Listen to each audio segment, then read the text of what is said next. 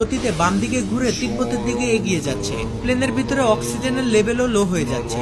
এতে তো plane crash করতে পারে। আমি ক্যাপ্টেনের সাথে যোগাযোগ করার চেষ্টা করছি, কিন্তু ক্যাপ্টেন কোনো রিপ্লাই দিচ্ছে না। প্লেনের সাথে রেডিও কানেকশন বিচ্ছিন্ন হয়ে গিয়েছে, শুধুমাত্র রাডারের সাথে কানেকশন আছে।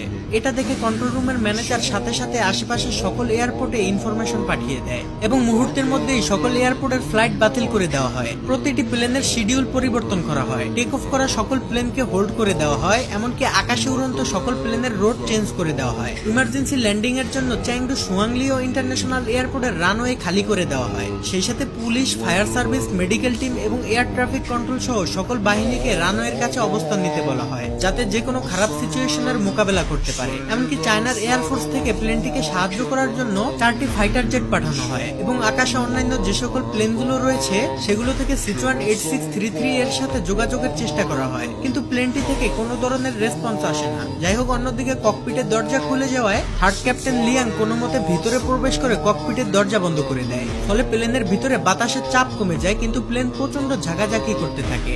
লিয়াং ককপিটে ঢুকে দেখতে পায় ক্যাপ্টেন লিও ঠান্ডায় প্রচন্ড কাঁপছে আর অক্সিজেনের অভাবে কো-পাইলট জু অজ্ঞান হয়ে যাচ্ছে।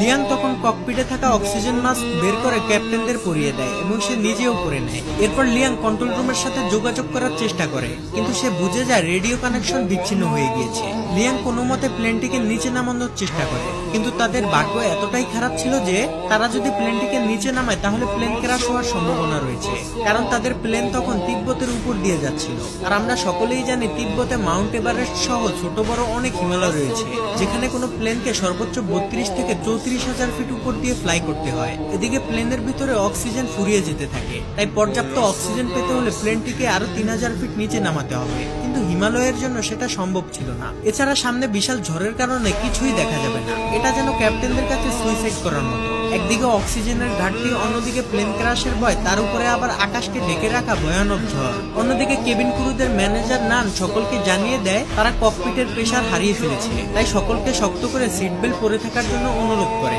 এদিকে কন্ট্রোল রুম থেকে প্লেনের সাথে যোগাযোগ করার জন্য চেষ্টা চালিয়ে যেতে থাকে। তারা রেডিওতে বলে প্লেনের সামনে বিশাল হিমালয় রয়েছে আর সেখানে তাদের আরো 3000 ফিট নিচে দিয়ে যেতে হবে, নাহলে পর্যাপ্ত অক্সিজেনের অভাবে তারা মারা যেতে পারে। ক্যাপ্টেন লিউ তার সর্বোচ্চ দিয়ে প্লেনকে কন্ট্রোল করার চেষ্টা করে।